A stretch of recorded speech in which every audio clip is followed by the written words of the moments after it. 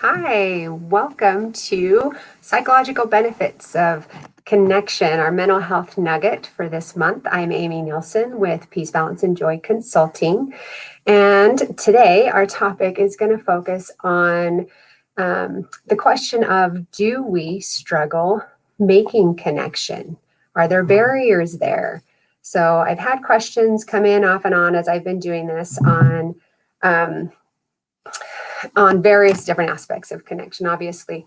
But some different things have come up of if we're working on things or we're trying to engage better, either with our family or even digging into our family history work, what happens when we run into relationships and things that are hard or difficult? And it's made me think a lot that I wanted to make sure we take some time to talk about when we ourselves are struggling with connecting to others. We've talked extensively about how important it is, why it matters so much. I'll always remind everybody, remember, connecting with others is just as important as food, water, and air. We need it to literally feed our bodies, to meet all the needs, to get that chemistry flowing in our system that is needed just as much as food, water, and air. And so what blocks us sometimes? I work with a lot of people who struggle with various types of anxiety and depression and other mental health issues, particularly trauma as well. And all of those can dramatically impact our willingness to lean in and be vulnerable with other human beings. And this includes our family and children. If you struggle sometimes feeling even connected to your own kids, lots of people don't quite understand that, but you might. So then this would be the conversation for you. We can build up certain kinds of barriers or protective mechanisms, literally kind of around our heart, that block us from fully engaging with people. So even simple things like body language and eye contact, there's various barriers or disorders and things that cause us to not make eye contact as often as we need to make that connection with people. So that's one thing that we can look at is, do we struggle making eye contact? Eye contact with people is very vulnerable. And I'm going to keep saying this word vulnerable. If any of you have spent any time studying Brene Brown, I recommend a lot of her books and things when I work with people that struggle with vulnerability, because she talks a lot about the value of vulnerability, the function of it, the necessity of it. And a lot of what I pull from in my practice, and as when I'm talking to you, comes from some of her work on how important that is. And this vulnerability is this aspect of us, right? We have physical vulnerability, we have emotional vulnerability. And a few sessions ago, we talked about boundaries, and we put boundaries together with vulnerability. Boundaries, with the boundary house that we talked about, that is how we practice safety with our vulnerability. Okay, so vulnerability is kind of that rawness, the opportunity to create pain, right? So if we have an injury on our skin, that piece of skin is vulnerable to pain. If we were to touch it, ouch, it hurts more compared to if we don't have an injury, right? If we have an injury in our emotional psyche in some capacity, then that vulnerability creates we get like nervousness around it, like, oh, if somebody touches me this way, and I mean like emotionally touches me this way, oh, I have the potential for pain or hurt, like, ouch, that could hurt. And if we've had situations happen, or we have certain mental health issues that could also create that vulnerability, it can be anything that has happened in our past, anything that's currently happening. But if that vulnerability gets created, then our body naturally, since we don't like pain, just like if you had a sore like on your hand and that was being we touch it, ouch, then we naturally, when people start coming around, like, I've got a little 4-year-old, and if I have an injury on my hand and she's jumping, oh, mom, I want to get you, I'm going to start tucking that hand in. I'm even going to feel my anxiety go up and tuck it in and start blocking the possibility of that hand getting bumped on. Okay. Emotionally, we do the same thing. if there's any part of us that is worried about that vulnerability of possibly getting hurt in any kind of relationship, we will literally wrap our energy around our heart, build kind of a crust or a barrier around our heart to protect it from that potential injury.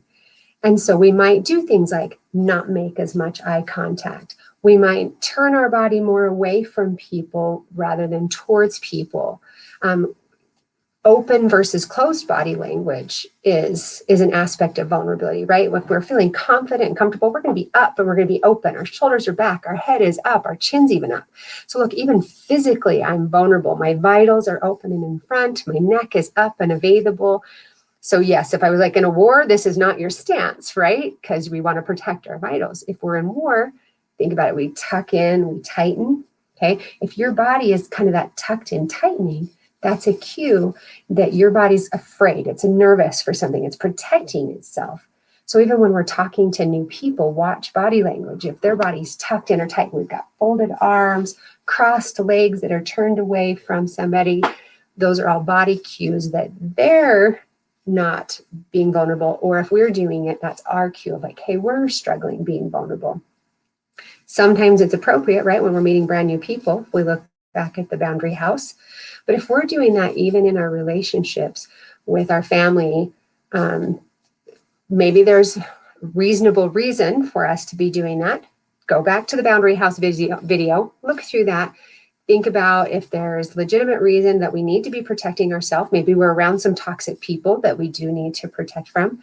But if you do a little self-evaluation here, you just check through your body head to toe and say, am I tucking back, but yet I don't actually see any risk here?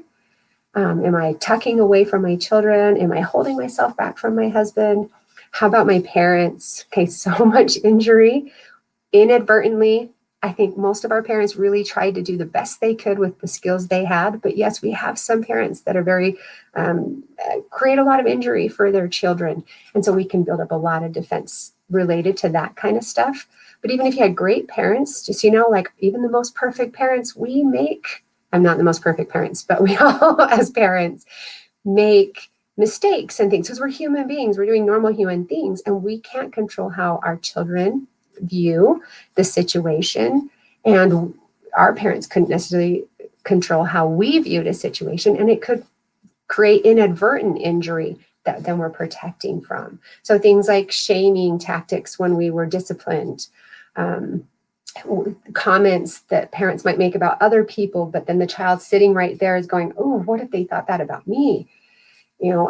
All these sorts of things, even little subtle nuances come up as I'm working with people. It's so interesting when I work with people as we're working to clear out trauma, like sometimes even major, really horrific trauma, as they're digging in and trying to find the pieces that their body begins to connect to with those sensations of vulnerability. It's amazing how often they actually track back to these little subtle moments that really nobody had control over.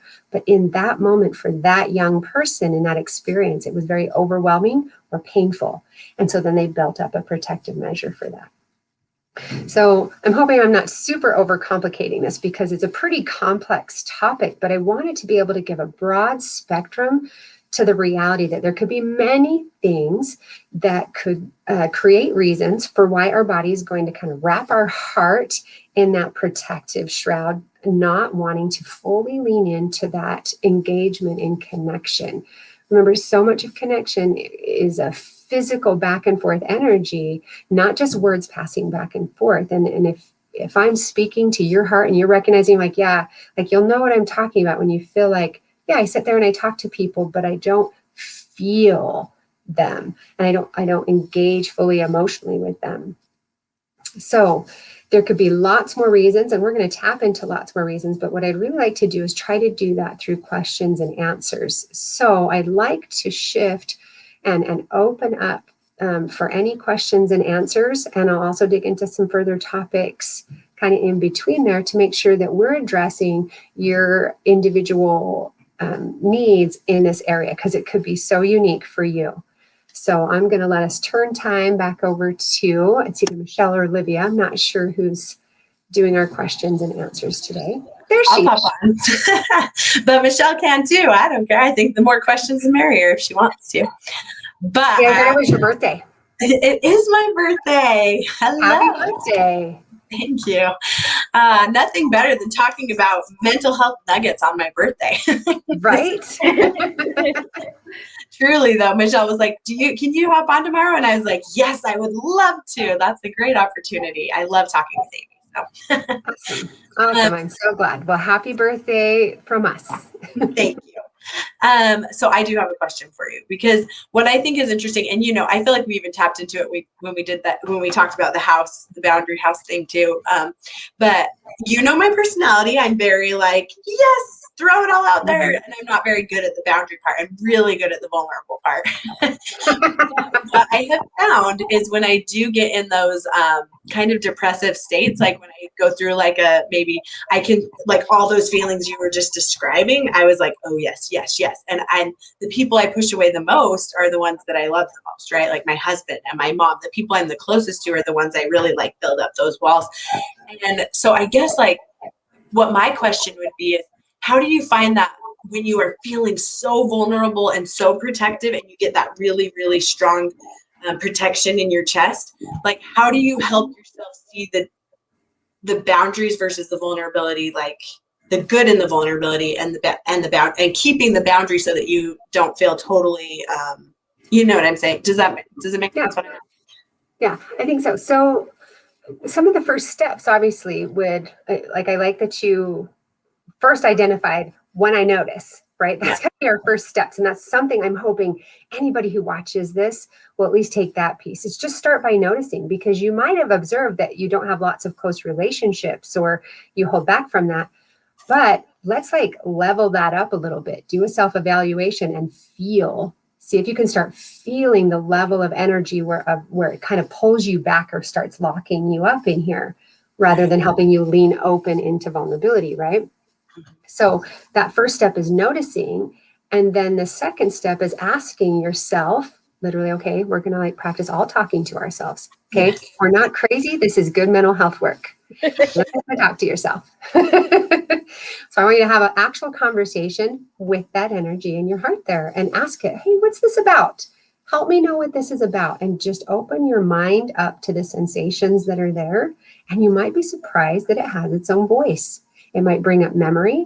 It might bring up ideas. It might even bring up conversation. Like, I'm afraid. I'm nervous about this.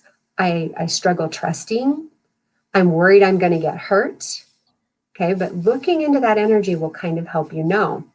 So once you've done that piece, let's just pretend if I did that evaluation and I might find, I've always kind of struggled trusting. And so I don't know if I really feel like I can trust this person. Well, there's the boundary house. We do an evaluation. Is this somebody that has done something or treated me in a manner that warrants me not to trust them with my vulnerability? Right.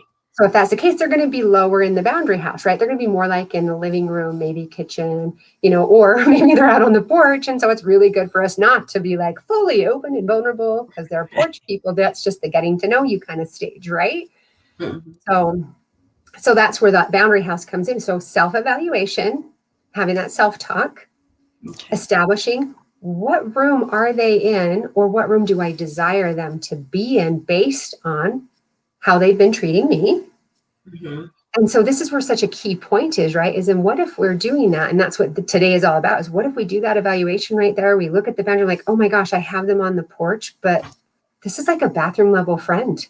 Right. Why do I keep holding them out on the porch or just in my living room with this casual conversation when I really desire this friend that's going to have my back, that I'm going to show up for them and they're going to show up for me? And yet they've not ever exhibited anything that shows me of danger.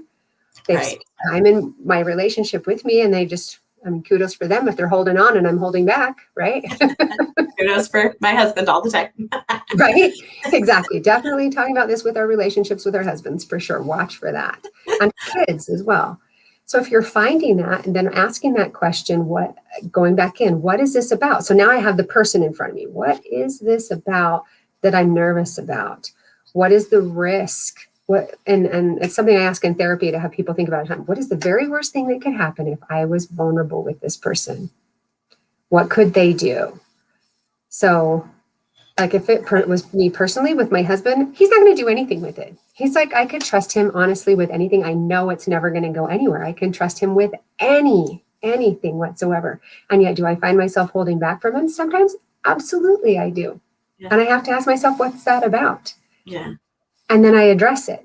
So in some cases, I might find, well, I don't know if I want to hand this weight to him. He already has so much going on. I don't know if I want to give him more to go on. But then I just removed his opportunity to serve me.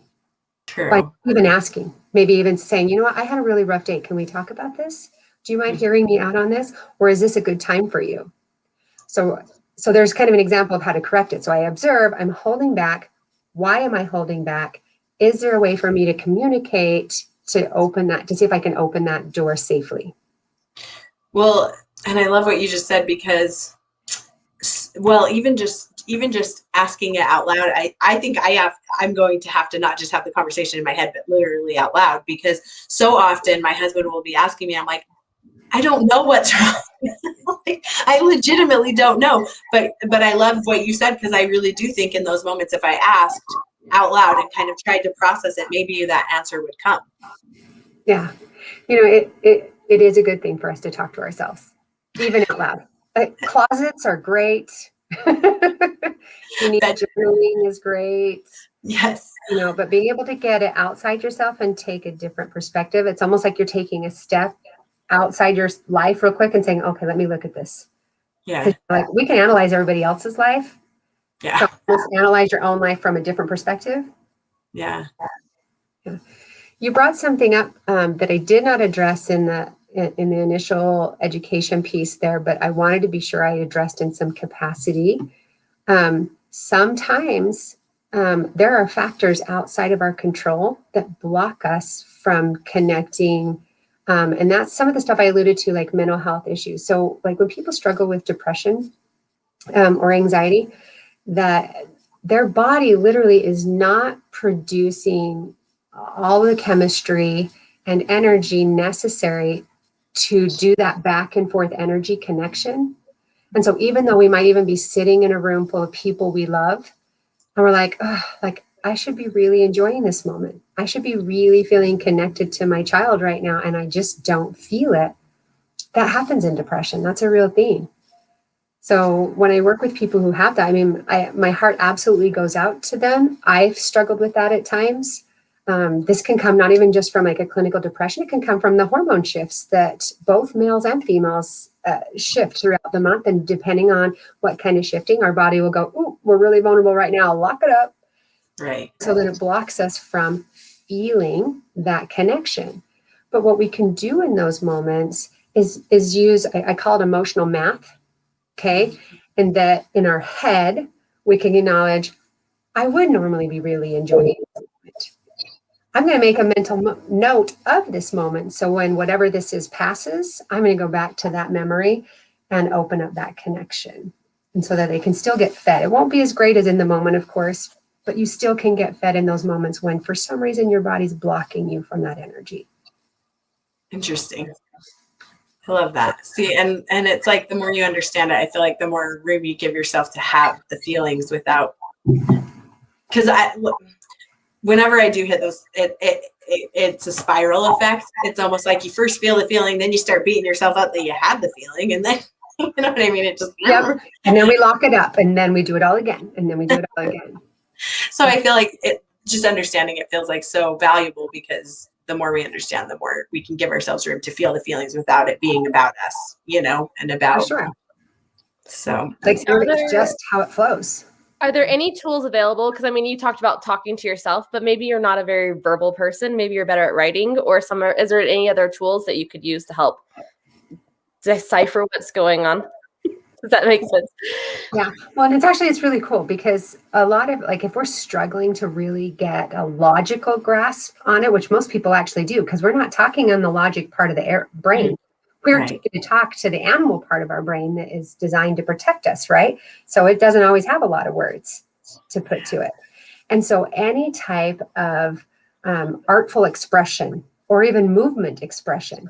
Some people, I have literally had clients dance their way through understanding their body, like completely seriously. Like they put themselves in a quiet room, they turned on their songs, and it's through the songs that they found their words of what songs touched them and how they moved themselves is what helped bring them movement and healing, is, through dance, through yoga. Again, not just because we're like sitting here in or anything, but the movement, like observing, oh, like I feel so much pressure here. And when I hold this pose into that pressure, oh, it's amazing how much emotion comes up here. And sometimes that will create some speaking. Even if you don't have the words, it can create movement in the emotion to help aid in the going, okay, well, I know when I feel tension there, I know I can do that pose, which means I know I can lean and be vulnerable, take on that pressure, because I'm going to come out and cleanse it through yoga anyways. So it gives us some power to at least deal with the pain or the uncomfortable feelings. It's like amazing, like if you're going to go jump in a really cold lake and go swimming, we can still enjoy that even though it's painful, right? If it's really uncomfortable. But we know we can enjoy it because we know really anytime we have the power to get out and warm up. Okay, so we do anyways, right? Love that. Yes, I love that. Through tools like journaling and yoga and movement and dance and music, anything that speaks to your heart that helps you move that uncomfortable energy, we're going to be more likely to go ahead and lean in to the uncomfortable, awkward feeling emotions because we know we can get back out. That's interesting. Wow. Yeah. I don't think I've ever gotten there. Like I think back to times when I've tried to work through things. I'm like, ooh, I don't want it to. No. Yeah, we usually avoid, right? Everybody has like a gigantic avoidant part of them. Yeah. Procrastinate, get me out, let me block, let me just not deal with it. Yeah, exactly. And I mean, and like this is where a Pisces log comes into, right? Because I've liked that how it breaks it down for you, because it takes I guess it makes it logical. It does. It pulls things out of our body and then we write it down, which makes it logical. So that's a what log? I missed that. It's called a Pisces log. Yeah, TICES. Yes. And you can even Google Pisces log and you'll see lots of them when you bring them up. It's a specific log that we use in EMDR therapy. But it is really good information. I don't think there's any harm in people just using it to gather the information to start that process of self-talk, because it asks good questions. It says, do you see any images? What are the thoughts that you're holding about yourself or the cognitions about this moment? What sensations are you feeling? So that's the S on the end there. What sensations are you feeling about it? What emotions are you feeling about it? And you put all these down. And then if you step back on that outer perspective, you look at it, you're like, interesting. I'm feeling fear when I'm in the presence of my 4-year-old. What's that about? Yeah. I feel fear when I'm in the presence of my 3-year-old. At any moment. Right. And I legitimately sometimes get fear around my 4-year-old when she's in a certain state of mind, because I know I'm going to get my nose busted because she's a head flinger. So, right. But I actually do a little work on that one time. So I'm like, why, when I'm holding her, am I like, ah? So coming from 2 boys before her years ago, they were head flingers. And I remember getting blasted in the face a couple times. Then having her, but I had to actually go, okay, what images am I seeing in my mind with this energy, noticing that fear? And that was the image that came to my mind, is one of my sons whacking myself in the nose, and I had glasses on. So then it even hurts even more, right? Yeah, right. But then my poor 4-year-old was paying my anxious price for that pain I had all those years ago. So I just turned her sideways, relaxation. Interesting. That's super interesting. Yeah, just working through that little thing. I love that. I mean, it just makes me go back to, what's this about? Asking that question to ourselves. What's this about?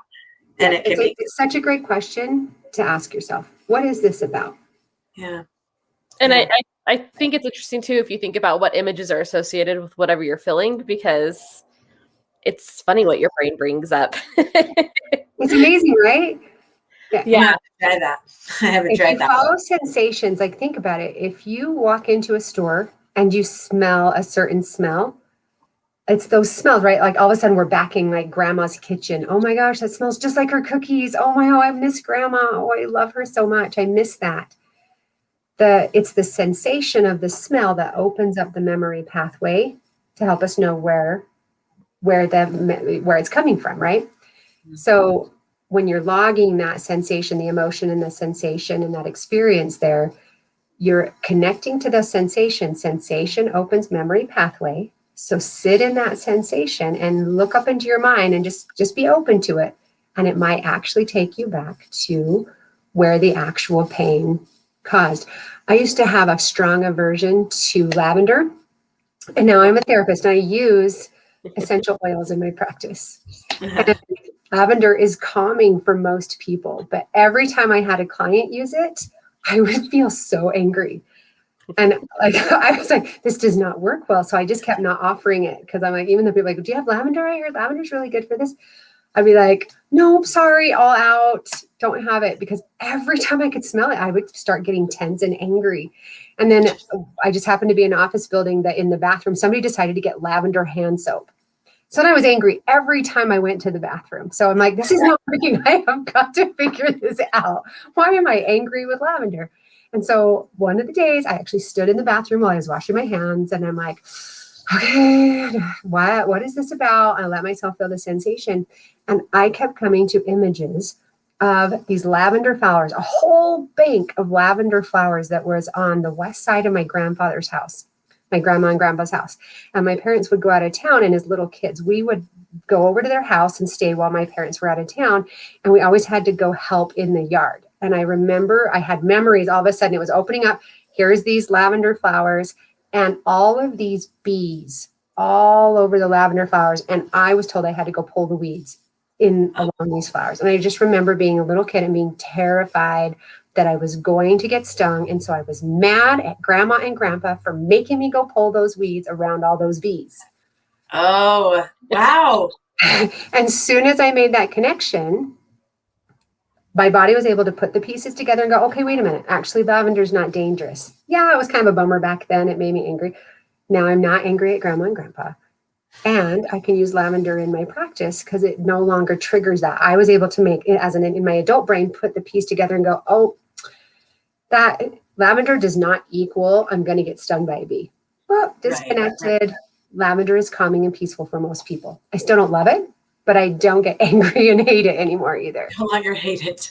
That is really interesting. I just want to pay more attention to everything. Like that happens with connection as well. So I hope everybody can take that example and recognize that if you've had even perceived threat or injury with relationships all the way back when you're tiny, that could have caused associations that cause your body to go, connection is dangerous. I need to protect and stay back. And so that question of what's this about and allowing yourself to feel those sensations might help you track back and find what it's connecting to.